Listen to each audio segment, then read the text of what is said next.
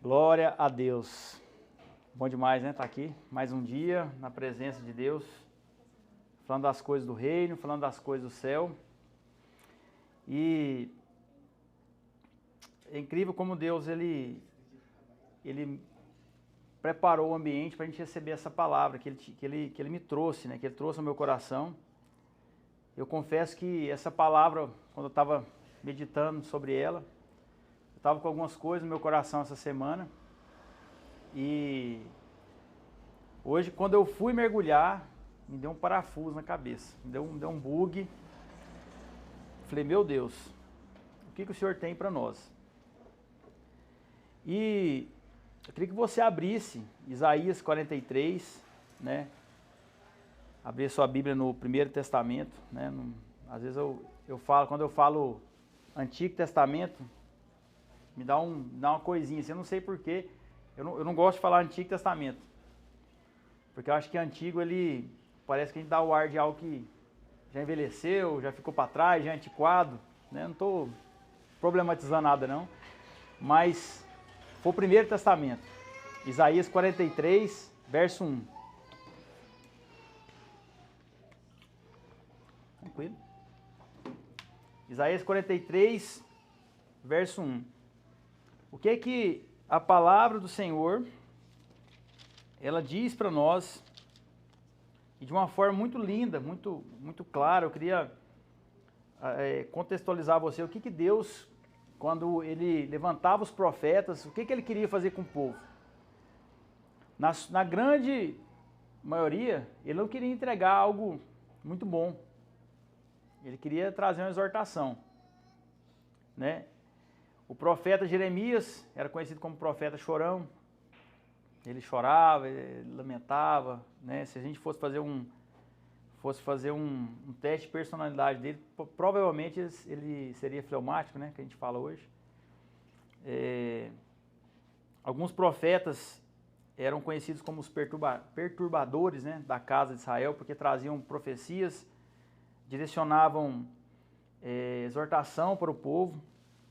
Só que assim como Saulo falou na semana passada, a manifestação do amor de Deus também estava nisso. Se ele não nos amasse, não precisaria corrigir a rota, não precisaria trazer uma remissão, um resgate. E aí, eu vou ler com vocês Isaías 43, mas Deus ele vem me direcionando agora, nesse momento, o que está em Jeremias 29:11, que ele fala, olha, só eu conheço os planos que tem a vosso respeito, são planos de paz e não de mal, para dar o futuro que espera. O que acontece? O contexto dessa palavra de Jeremias era o povo de Deus indo para o cativeiro babilônico. Eles ficariam cerca de 70 anos lá. Então Deus estava falando assim, peraí, ó, vocês vão ficar só um tempinho, presos, escravos, vão sofrer na mão das pessoas, mas eu sei os planos que tem a vosso respeito. Plano de paz e não de mal. E nesse contexto do Império Babilônico, do Império da Síria, que veio depois deles, o Império Medo-Persa, que dominou ali a Babilônia, existia um homem que viveu cerca de 150 anos antes desse império tomar conta. E no verso 1 do capítulo 43, é bom a gente lembrar o seguinte, que quando os profetas foram escrever, eles não escreveram capítulo 1, verso 1, verso 2, né? Capítulo 42, eles escreveram, eles falaram o que Deus tinha para o povo. E essa divisão é para a gente poder entender melhor as questões ali. Mas nesse contexto, ele vem falando no capítulo 40, no capítulo 41, a gente conhece muito, está lá no 40, né? Mas os jovens não se cansam, não se fatigam, sobem como asas. E ele vem preparando o povo. E ele chega no verso 1 do capítulo 43, vou passar aqui no telão, viu, Poli? Mas agora, assim diz o Senhor, que o criou, ó Jacó, e que o formou, ó Israel. Não tenha medo, porque eu o remi, eu o chamei pelo seu nome, você é meu. Verso 2. Quando você passar pelas águas, eu estarei com você. Quando passar pelos rios, eles não submergirão. Quando passar pelo fogo, você não se queimará, e as chamas não o atingirão. Porque eu sou o Senhor, seu Deus, o Santo de Israel, o seu Salvador. Dei o Egito em resgate por você, e a Etiópia e Sebá para que você fosse meu. Você me conhece, você sabe que eu gosto de sempre pegar o significado da palavra no hebraico lá, para a gente poder entender o que de fato Deus quis dizer. Porque o que acontece? Ao longo das traduções, a pessoa vai colocando, né, a cultura da época, vai colocando a linguagem da época, e às vezes se perde um pouco. Tem até uma versão muito boa que a Ju adora ler, que é a Mensagem. Ela é uma versão meio parafraseada e tal. É linda. É bom a gente pegar esses compilados para a gente poder fazer uma síntese nossa mesmo e entender. Mas aqui, eu gostaria de dividir com você em duas partes, do verso 1 ao verso 3, e pegar o intuito, a essência que Deus queria entregar para o povo naquela época. Ele falou assim, olha, assim diz o Senhor, que o criou, ó Jacó, e que o formou, ó Israel. A palavra criou, a palavra formou, a palavra remi, do verbo remir, e a palavra chamei, de chamar. O que acontece? A palavra criou, ela vem do hebraico bará. É o ato de criar, que está lá no princípio, quando Deus falou assim, ó, Gênesis 1, 27, assim Deus criou o ser humano. Isaías 40, 26, ele fala que ele criou o exército celestial. Levantem os olhos e vejam quem criou essas coisas. Aquele que faz sair o exército de estrelas, todas bem contadas, as quais ele chama pelo nome. Por ele ser grande, informe, forte em poder, nenhuma só vem a faltar. O mesmo verbo que Davi usou quando ele falou lá no Salmo 51, 10. Cria em mim, ó Deus, um coração puro e um espírito inabalável. Então, o lance da criação é o lance inicial. Mas por que ele diz que te formou, ó Israel? Você lembra que Jacó lutou com Deus, Deus prevaleceu. A palavra do Senhor diz que ele prevaleceu, mas ele saiu o quê? Ferido. Então, quando a gente luta com Deus, o que acontece? A gente ganha, de forma alguma. Mas a gente sempre muda o nosso caminho quando a gente tem um encontro com Deus. Então todos vivem, todos são criados, todos são criaturas. Mas a formação que Deus disse aqui, olha, eu criei você, mas eu quero formar isso a partir de você. Ele está falando para você hoje, olha, Ailson, eu criei você, mas eu vou formar você assim. Eu criei você, Sal, eu vou formar você assim. E o que significa essa palavra formou? Ela vem do hebraico, yazar, comprimir, moldar em uma forma, especialmente como um oleiro. A mesma palavra usada para determinar propósito. A mesma palavra que significa pressionar, estar aflito, ser apertado. O que Deus queria dizer a partir do profeta Isaías para aquele povo, naquele tempo? Esse verbo, yazar, ele é utilizado para designar quando Deus soprou o fôlego de vida em Adão. A modelagem do barro, quando ele formou as estações na terra. Então primeiro ele cria, depois ele coloca em ordem. Então você, se você ainda não entendeu a questão do molde de Deus, hoje você vai entender. Hoje você vai entender. A palavra remir, ela vem de Gaal, resgatar da escravidão, vingar a morte de um parente próximo, pagar um preço de um resgate e resgatar a pessoa da morte espiritual. E a palavra chamei, que vem do hebraico kará, significa convocar para algo. Ou seja, você foi criado pela vontade natural de Deus. Você concorda comigo? Mas você precisa ser formado e entender que para essa formação você vai passar pela compressão das aflições da vida. É como se Deus estivesse falando assim, olha, eu criei você, mas para eu formar quem eu quero que você seja, eu vou ter que te pressionar um pouco. Eu vou ter que te fazer encaixar no molde que eu já fiz, e não no molde que você tem nas suas mãos. Eu te criei, ó Jacó, e te formei, ó Israel. Não temas, porque eu te remi e te chamei pelo nome. Criação e salvação não nos custou nada. Formação, determinação de propósito e governança no reino vai te custar tudo. É como se Deus estivesse falando, olha, muitas pessoas vivem apenas contabilizando o tempo, mas só cumpre o propósito quem se submete à pressão das mãos de Deus. Vou repetir para você, presta atenção nisso. Muitos estão vivendo apenas contabilizando o tempo, mas só cumpre o propósito quem se submete à pressão das mãos de Deus no molde de Deus. Ele tem um molde. É como se ele estivesse te falando, olha, você não precisa ter medo, porque o meu resgate já foi pago, já foi feito. Eu dei o meu melhor para resgatar você. Isso não te custou nada. Mas quando eu te chamo pelo nome, igual a palavra aqui diz, eu te chamei pelo nome, você é meu. É isso que ele está dizendo. Então a salvação, o preço foi pago. Mas quando você é posse de Deus, eu tenho uma má notícia para te dar, você já não tem domínio mais da sua vida. Se você achar que o chamado é seu, você vai fazer o que você quiser com ele. Mas se você entender que o chamado que tem em você, você vai entrar no molde, na forma de Deus. E vai permitir que ele faça de você o que ele pensou, o que ele deseja.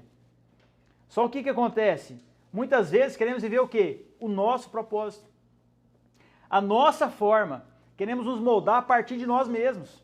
E esquecemos que o nosso molde, ele é enviesado pelo quê? Pelas nossas crenças, pela cultura que nós somos criados, pelos ensinamentos dos nossos pais, ensinamento das escolas que passamos, das comunidades que passamos, é tudo normal, é a nossa mente. O que a gente não pode permitir é que o nosso molde, ele tenha prioridade na nossa vida e não de Deus. Porque senão vamos estar olhando por uma ótica que ela já está contaminada e achar que Deus é obrigado a obedecer e abençoar a gente a partir do que nós fazemos. Então Deus ele fala, olha, eu te criei e eu te formei, eu te remi e eu estou te convocando para algo. Agora vai quem quer. Então você não precisa temer, você não precisa ter medo das consequências, do chamado de Deus, do que Deus está propondo no seu coração para você fazer. Quando você duvida se vai ser bom ou não, você automaticamente está falando para Deus que você sabe mais do que Ele. Isso é idolatria. Idolatria não é só simplesmente uma imagem pendurada na casa de alguém que às vezes tem uma crença ou vai na igreja católica, por exemplo. Só isso não é idolatria. Porque a palavra do Senhor diz que a avareza também é idolatria. E o que é isso? É entender que a gente sabe mais do que Deus. Eu sei o que é melhor para mim e Deus não. E qual o caminho devemos seguir? Esquecer o nosso molde, esquecer a nossa forma, esquecer o nosso padrão e entender que existe uma forma, existem situações, existem pressões, que a palavra diz, formou, vem de pressionar, vem de colocar pressão em algo sobre o molde, para aquele objeto, para aquela coisa, tomar um molde diferente.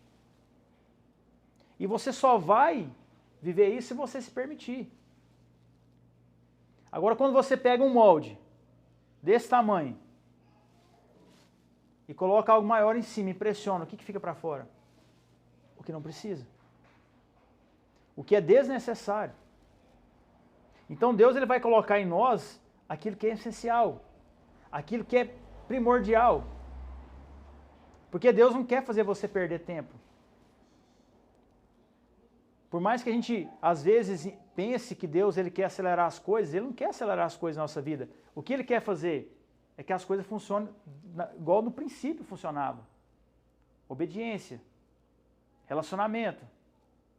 E a gente perde tempo e às vezes transfere a culpa para Deus. Ó Deus, por que você não fez isso para mim? Por que o Senhor não me alertou? Por que o Senhor não me mostrou? Sendo que nós temos que entender que Ele tem um tempo certo para todas as coisas. E que fomos nós que às vezes nos perdemos em algumas chances, oportunidades que podíamos ter tomado uma atitude diferente. Por isso que a gente conversava ontem, eu falava sobre a sabedoria. Sabedoria não é conhecer. Sabedoria não é ter mais conhecimento. Tem até uma frase que fala, né? Conhecimento é saber que o tomate é uma fruta. Sabedoria é não colocá-lo na salada de fruta. Então a gente tem que determinar as nossas atitudes a partir da sabedoria, não simplesmente do conhecimento. E no verso 2 ele fala assim: quando você passar pelas águas, eu estarei com você. Quando passar pelos rios, eles não submergirão. Quando passar pelo fogo, você não se queimará. Então, digamos que você realmente entendeu. Se você foi criado, você está em formação, você já entendeu o seu propósito, você está permitindo a pressão que vem de Deus para você se comportar naquele molde da maneira que ele deseja, e você avançou para o chamado que ele tem. Eu te chamei pelo nome, você é meu. E aí ele fala, olha, quando passar pelas águas, elas não vão? Não, eu estarei com você. O que isso quer dizer? Quando passares pelas águas, ele estará com você. O que significa os rios que não te submergirão? O que significa o fogo que não vai te queimar? Preste atenção comigo. Romanos 12, 2, ele diz, portanto, irmãos, pelas misericórdias de Deus, eu peço que ofereça o seu corpo como sacrifício vivo, santo e agradável a Deus. Esse é o culto racional de vocês. E não vivam conforme os padrões desse mundo, mas deixem que Deus os transforme pela renovação da vossa mente, para que possam experimentar a boa, agradável e perfeita vontade de Deus. Qual é o link que essa passagem da Bíblia que Paulo escreveu tem com Isaías 43:6? Paulo estava falando assim, olha, vocês não podem se amoldar nos padrões do mundo. Paulo estava dizendo exatamente sobre molde, exatamente sobre padrões, exatamente sobre formas. Ele diz, olha, vocês não podem se encaixar no molde do mundo, mas permita que Deus os transforme através da renovação da vossa mente. Então você entendeu aquilo que a gente sempre está conversando, né? Em casa, no bate-papo, aqui no trabalho às vezes? A mente vai determinar a ótica, né? A ótica nossa do molde que nós fizemos para nós. Que eu falei no começo. As suas crenças, os seus pensamentos, o lugar que você foi inserido, as pessoas que você conversou, o que você leu, o que foi ensinado para você de certo ou de errado. E tudo isso fez na sua mente um molde. E aí você olha alguém funcionando num propósito X, você acha, eu preciso fazer igual ele. Sendo que você deveria fazer como Deus queria que você fizesse. Você lembra da figueira no meio da videira? Da passagem? Uma pessoa totalmente diferente do ambiente que ela estava inserida. Podemos pregar sobre isso mais para frente, mas o que eu quero lembrar a você? O molde que Deus tem para você, a forma que Ele tem para você, o propósito que Ele tem para você dentro do propósito dele, é só seu. O que você precisa entender é que você precisa deixar Deus transformar você através da renovação da sua mente. Só que a gente quer espiritualizar aquilo que Deus nos deu como mente, como alma. A gente quer fazer o nosso padrão X. Aí a gente vê uma pessoa que às vezes cultua a Deus de uma forma diferente da nossa e a gente acha que ela está errada. Ou vice-versa. E muitas vezes a gente quer descer goela abaixo a adoração que a gente tem, ou a forma que a gente tem de fazer, ou o nosso propósito, e quer falar que a pessoa está errada porque ela está fazendo de um jeito diferente. Perdoe, isso é religiosidade. O que significa água, rio e fogo? Isaías 43:2. Existe a vontade de Deus, não é? Que a gente tem a tendência de falar que ela é boa, perfeita e agradável. A gente tem essa tendência. Eu sempre falei assim, só que a vontade de Deus é boa, agradável e perfeita. Ela tem uma ordem. Então a vontade de Deus é boa, agradável e perfeita. Falamos disso acho que uns 3, 4 cultos para trás, né? Então as águas, quando você passar pelas águas, Ele estará com você. O que são as águas? É a boa vontade de Deus. O que são os rios? É a agradável vontade de Deus. O que é o fogo? É a perfeita vontade de Deus. Vou repetir para você. A água é a boa vontade de Deus. Os rios é a agradável vontade de Deus para a sua vida. A perfeita é o fogo.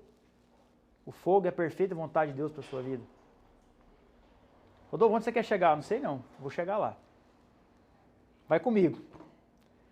As águas, que é a boa vontade de Deus, você ainda pode controlar.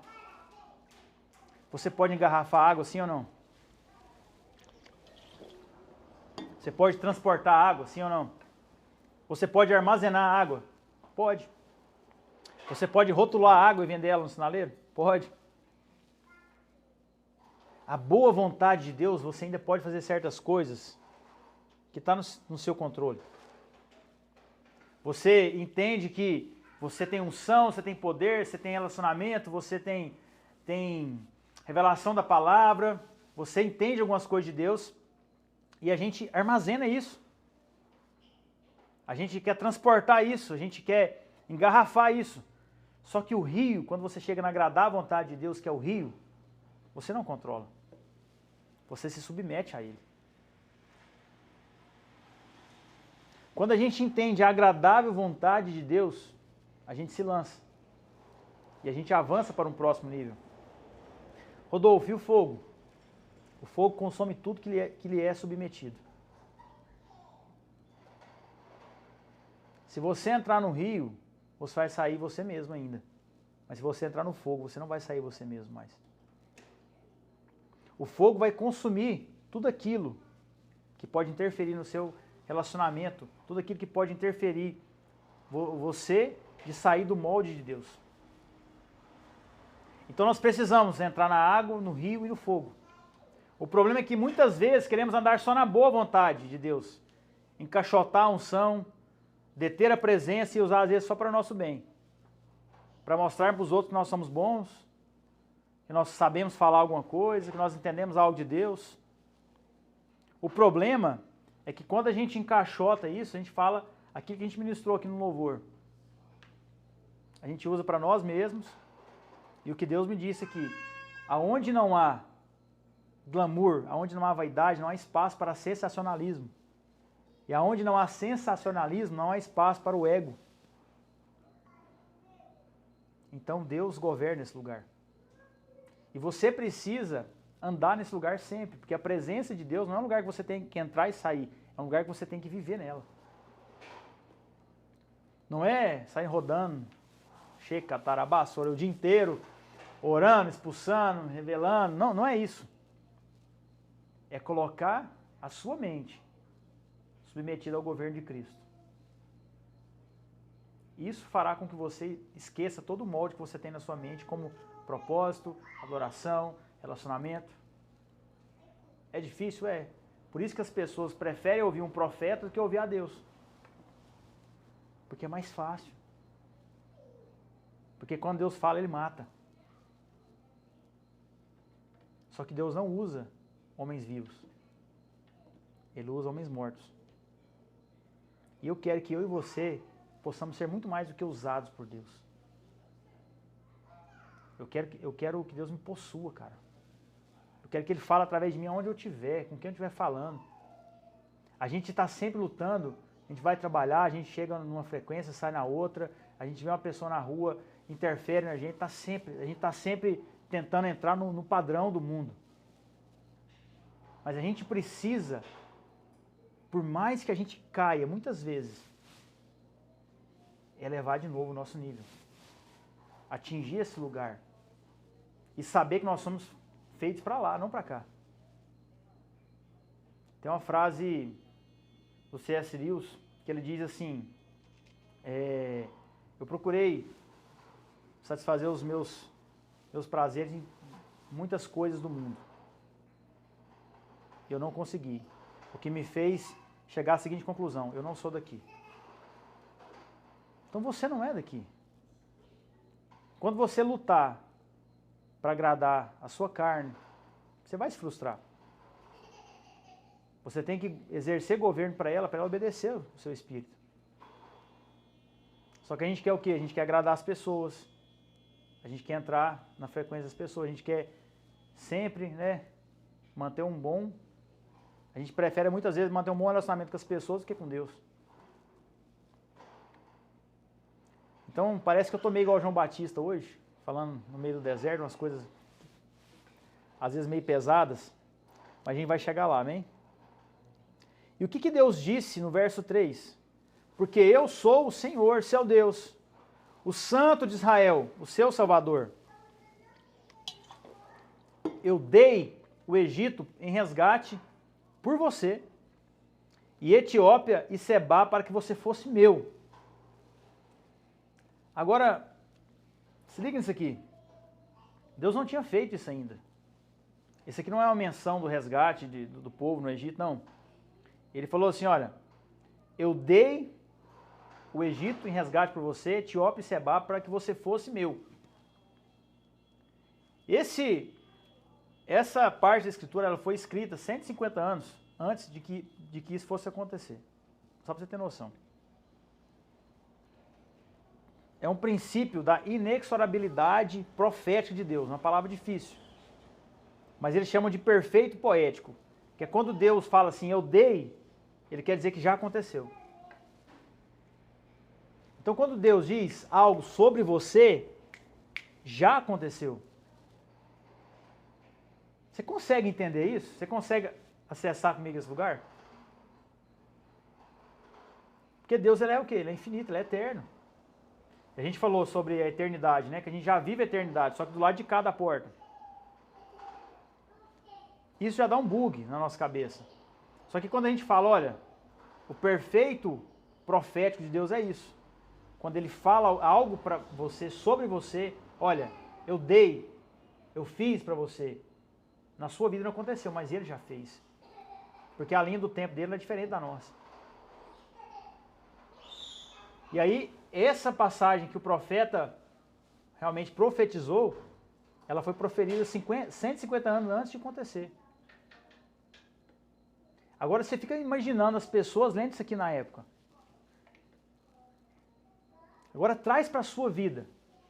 O que Deus disse para você que ainda não aconteceu? Qual revelação que ele trouxe para você, que você tem convicção que é de Deus, que ainda não aconteceu?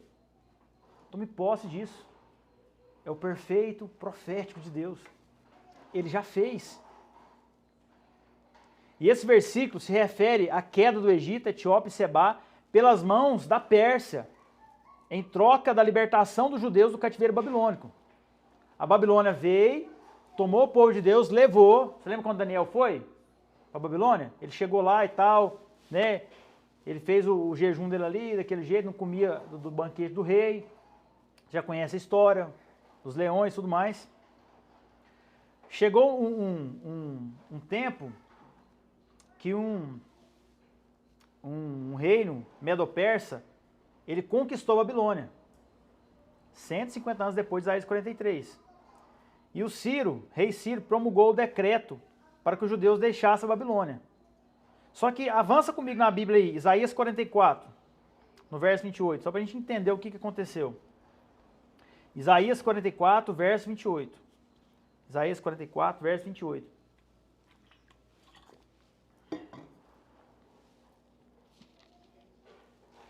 Ele fala assim, ó.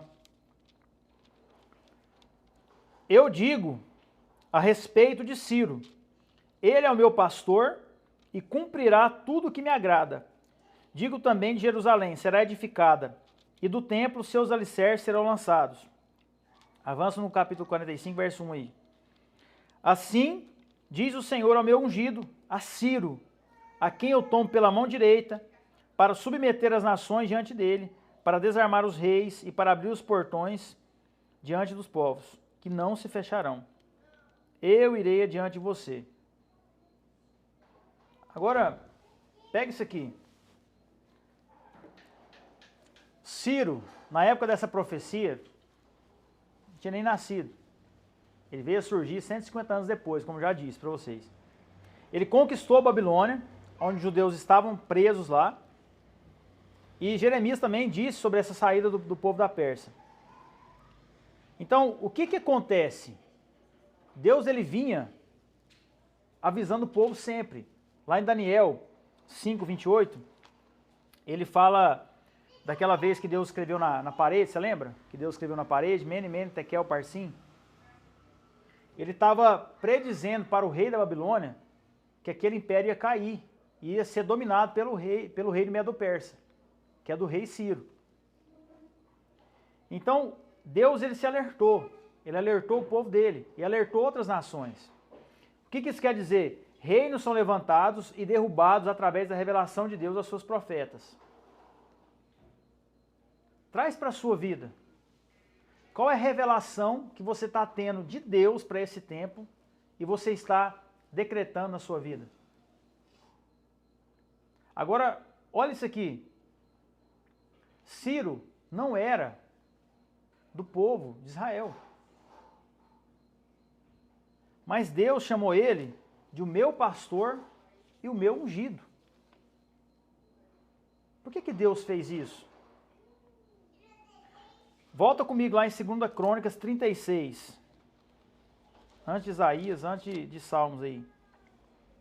2 Crônicas 36, verso 22. 2 Crônicas 36, verso 22. No primeiro ano do reinado de Ciro, rei da Pérsia, para que se cumprisse a palavra do Senhor pela boca de Jeremias, o Senhor despertou o espírito de Ciro, rei da Pérsia, que ordenou que se proclamasse em todo o seu reino que se pusesse o seguinte escrito: Assim diz o Senhor, assim diz Ciro, rei da Pérsia, o Senhor Deus dos céus me deu todos os reinos da terra e me encarregou de lhe edificar um templo em Jerusalém que fica em Judá. Aquele dentro de vocês que for do seu povo, que suba a Jerusalém, e o Senhor seu Deus esteja com ele. O que Ciro disse aqui? A palavra diz que Deus despertou o espírito dele. E para que se cumprisse a palavra de Deus, ele abriu os portões. Então, o povo vinha no cativeiro babilônico, Ciro conquista, 539 a.C. mais ou menos, ele conquista a Babilônia. Ele é um cara que não tinha a linhagem de alguém que era sacerdote de Deus, um cara de outra nação, o qual foi chamado de ungido de Deus, entendeu a profecia, teve seu espírito despertado e abriu os portões. E aí a gente vê aqui no livro de Esdras e no de Neemias, quando muitos israelitas saíram da Babilônia e foram reconstruir. Na verdade, com Neemias diz que foram poucos os homens que foram com ele. Mas muitos não quiseram sair da Babilônia. Aí você lembra que a gente pregou no mês passado? O Egito significa o mundo do pecado, a Babilônia é a religiosidade. Muitos não quiseram sair da Babilônia. Mas eu te pergunto, Neemias não escutou a voz de Deus. Se você ler o livro de Neemias, você não vai ver assim, ó, Deus mandou Neemias fazer isso, isso e isso. A palavra do Senhor diz que ele escutou sobre Jerusalém, o coração dele doeu, ele chorou para aquela cidade. E ele se propôs no coração dele de fazer a vontade do Senhor. E aí ele foi buscar o que Deus queria. Você já pensou se Neemias fica com ciúme de Deus ter falado com Ciro e não com ele? O que eu aprendo disso aqui? Muitas vezes, Deus não fala algo com a gente que vai ser um benefício para a gente, para a nossa vida, para a nossa geração. Mas ele fala com o outro, que às vezes nem crente é. E muitas pessoas têm um certo preconceito de entender, às vezes, Deus funcionar na vida da outra pessoa, para não falar inveja. Só que o que me chama a atenção aqui é a obediência dos dois homens. Ciro escutou, teve uma convicção e fez. Neemias entendeu que era o tempo e foi lá e fez. Em qual fase da vida que você está? Você precisa escutar? Você precisa obedecer? Você precisa ter uma revelação? Ou você precisa andar debaixo de uma revelação que já entregaram para você? E eu faço essa pergunta para mim. E muitas vezes o problema é que a gente quer que as pessoas cheguem na igreja e entrem nos nossos moldes. Mas a gente está falando de um Deus que chamou um cara que nem era da tribo que ele tinha escolhido de ungido. O que a gente precisa trazer para o nosso tempo? Revelação. no secreto. Revelação do Pai, dentro do seu quarto, na sua casa, na sua Bíblia. E sermos as pessoas que vão abrir portas para outros reconstruírem. E sermos as pessoas que não vão colocar os nossos moldes nas pessoas, mas vão ajudar as pessoas a encontrar o próprio molde, o próprio propósito que Deus tem para elas. Nós precisamos sempre entender isso. Porque a tendência é fazermos uma caixinha nossa. Não é isso que Deus quer. A gente falou ontem, né? O que Deus quis a partir disso? De toda essa história. Ele chamou o homem, chamou a geração, avisou, aconteceu, salvou. Então ele usa quem quer, na hora que ele quer, do jeito que ele quer, conforme ele quer. O nosso papel é andar na vontade dele. O resumo final disso tudo foi quando Neemias foi reconstruir os muros. E depois que ele reconstruiu os muros, o que ele fez? Ele organizou a palavra e leu a palavra do Senhor para todo o povo, para que ele não se perdesse mais. Quero encerrar com você e te lembrar. Você é criado por Deus. Está em constante formação por Deus. Se permita que as aflições, que a pressão, que essa palavra realmente tem a dizer, pressionado, conduza você na forma que Deus quer. Que você entenda que quando você passar pela água, não fique só na água, entre no rio. Mas não fique só no rio. Atravesse, entre no fogo. Entre no fogo. Deixe ele te consumir. Agradável, boa, agradável e perfeita vontade de Deus. E entenda que algo vai acontecer a partir de você que você nem imagina. Seus filhos, os filhos dos seus filhos, cidades, nações podem ser transformadas a partir da obediência que você tem da revelação de Deus. E que a gente não tenha esse olhar crítico a partir de uma pessoa que não entra nos nossos moldes, mas que a gente seja obediente à revelação dele. Amém? Glória a Deus.